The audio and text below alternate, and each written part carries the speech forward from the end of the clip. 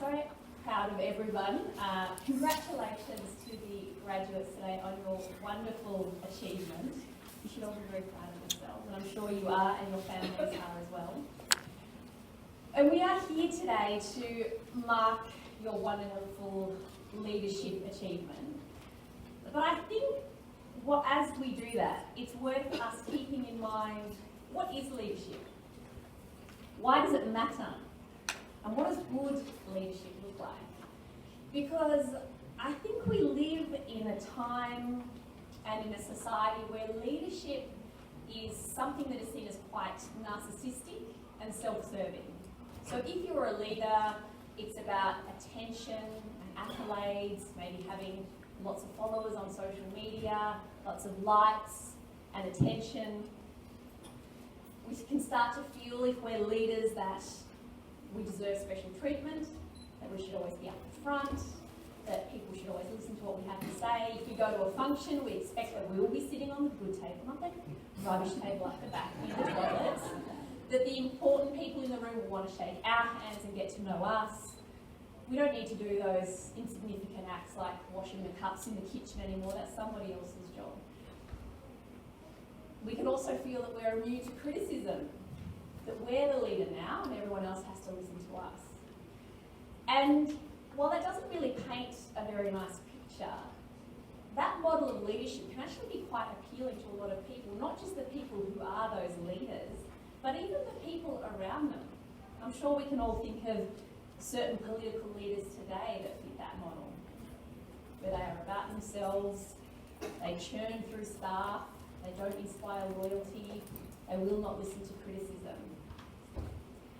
And I think it's really important, if I can give some advice to the graduates today, when you continue on your leadership journey, because I'm sure all of you have been leaders in one way or another before now, and this is just a continuation of your journey. I have lived in the world long enough to know we do not need any more leaders who are in it for themselves. We don't need any more self-serving leaders. What we need are leaders who are there to serve others. So don't be those people. Don't be those leaders. Be the leader who is there to serve others and listen to others. Be the leader who bends really low, who isn't there to stand up straight right up the front. And so I've decided today what I'm going to do, I only have a short amount of time, I think I've got 15 minutes. I want to give you the 7 tips of leadership that I wish I had when I started out, when I finished uni and one way or another found myself in a position of leadership, whatever that is. To give you some advice that I think might be beneficial and something that, to be honest, I have to remind myself of these 7 things pretty much every day. The first one is that you are a role model whether you like it or not. And I know a lot of us feel very uncomfortable with that title. I hate it when people tell me that I'm a role model. I'm sure a lot of people here might feel that way themselves if they're described in that way. But whether we like it or not, we are all role models. The only difference between us is if we are a good role model or a bad role model. Because the fact is, people are always looking at us to see how we carry ourselves and how we conduct ourselves. How we speak to the waiter in the restaurant, how we conduct ourselves in that tough media interview, how we deal with our neighbours, how we behave in that busy car park, that car parking chaos out the front. Did we cut someone off and give them the finger? Or did we let someone else go in front of us? Like it or not, we are all role models, particularly for younger people. Younger people are always looking up at all of us. So the only choice we have in this is whether we choose to be a good role model or a bad role model. This is a fact of life. This is the only choice we have in this regard. And to be aware that people will always be looking at us. And the fact of the matter is, if you are here as a leader of a multicultural community or an ethnic community or any other minority community, from the disability community or anything else like that, like it or not, people will expect you to be exceptional. They will expect you to be exceptional to disprove the stereotypes you have. And this isn't just reduced to the Muslim community or ethnic communities. I was at an event for the International Day of People with a Disability just earlier this week, the Scope. It's the same for people in the disabled community. That the only way they're seen as acceptable is if they happen to have scaled Mount Everest while in their wheelchair. That they can't just be seen as regular great citizens just by being regular great people like everybody else. They pay their bills and they go to work and sometimes they stuff up like all of us. So the reality is though, let me tell you this, if you are from a multicultural community, if you're from an ethnic community, if you're from any minority, people will expect you to be exceptional. And that's not necessarily fair. I don't think that is fair. We should be able to be regular, flawed individuals like everyone else. But the fact of the matter is people are looking at us more closely. The second tip I would give you is never forget the why of what you do. As a leader, never forget why you are doing what you do. So often we get caught up in the how or the what. So we think about what is the product we offer or what is the service we offer. Maybe we think about how we do it. When we get bogged down in the how or the what, we lose our purpose. The why, think about why you signed up for this course in the first place. Why do you want to be a leader in your community? Why are you trying to change things or make things better? Never forget your why. It is your why that will keep you getting out of bed in the morning. It is the why that will inspire the people around you. It is not the what or the how. The what and the how are secondary to the why of what you do. The third tip I would give you is know your core values. Know what is your true north as an individual. And it is so important that you know what these are before crisis hits. You do not want to be trying to work out what it is you really stand for in the middle of a media frenzy or a community crisis or a family crisis. Your core values are like the steering wheel of the ship. And if you don't know what they are, when the storms of crisis come, you will be blown off course. And I can give you an example of this from my own life. For any of you who are unfortunate enough to be on social media, and I say that because social media is a sewer, but I am on social media. I'm on Twitter and I'm on Instagram. And on Twitter in particular, I just get a constant barrage of abuse. Constant, daily. From anonymous troll accounts, people abusing me on social media. And what I noticed was it didn't matter what I did to these people. If I engaged them, if I ignored them, if I tried to reason with them, if I tried to respond with humour, if I blocked them, if I muted them, nothing seemed to change it. They just kept coming. And it didn't matter. It's not even that I said anything. It was just that I simply existed. It would encourage the abuse. Really horrendous stuff, vile, violent, horrible stuff. And I remember sitting at my computer one day thinking, how do I deal with this? How do I deal with this in a way that reflects what my values are as a person?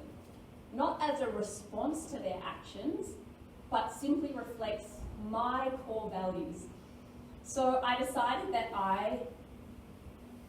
having paid attention to what they did, I realised these people were just putting so much ugliness out into the world. Just hate, constant, it was like this constant darkness. I thought, how can I respond with something better?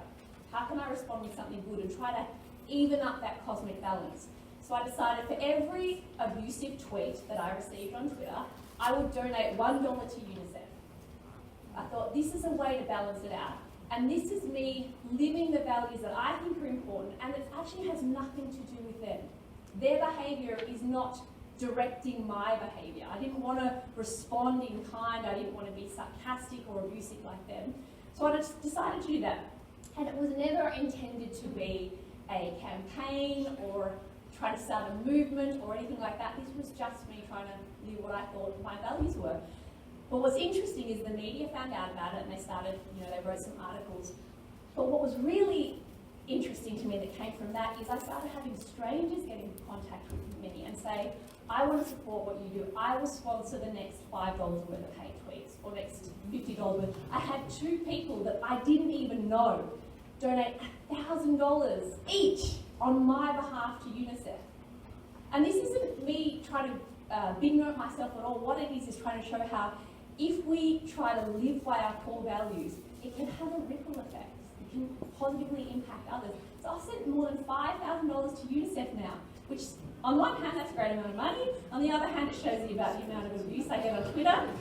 My husband every now and then does say, oh, how much money are we donating to UNICEF? But it was, like I said, it was about me trying to live the values that I thought were important to me without being buffered by the people around me. This leads me to my next point, my fourth point to you, which is that there will always be critics.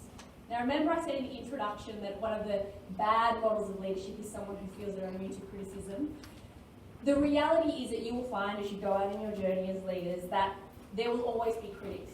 And what I've learned is that there will come a point where you will realise it literally does not matter what you do, someone will criticise you. How you dress, how you don't dress, what you say, what you don't say, if you participate in this activity or not, that someone will be there to criticise you. I realised at one point I thought, you know what, I'm just going to stay at home and do nothing, and then no one will criticise, and then I realised someone will criticise me for that. And when you realise that, it's actually very freeing, because you will never be able to keep everybody happy. Now this doesn't mean we therefore think, look, I guess I just know best in every situation, I'm going to block out everybody else.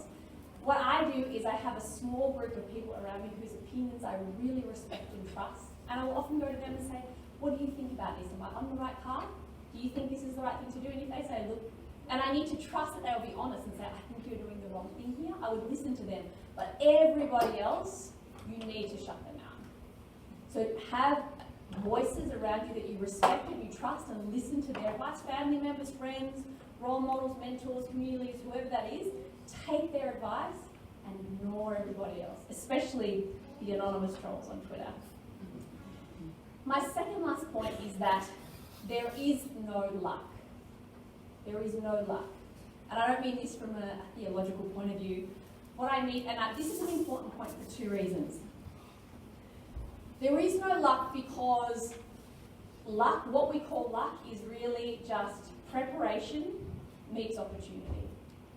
This matters for two reasons. Number one, it is your responsibility to be prepared for the opportunities that will come your way. And by doing this course and the other things, this is part of your preparation, but it also means you have to take those opportunities when they come. I can tell you opportunities will come to you that you will think, I don't know if I'm ready for this, I don't know if I'm good enough for this. Take the opportunity. But the second reason this matters is because I think very often we are reluctant to claim that we earn something. So when someone goes, oh, it's amazing that you got that promotion or that position or whatever, you go, oh, I guess I was just lucky.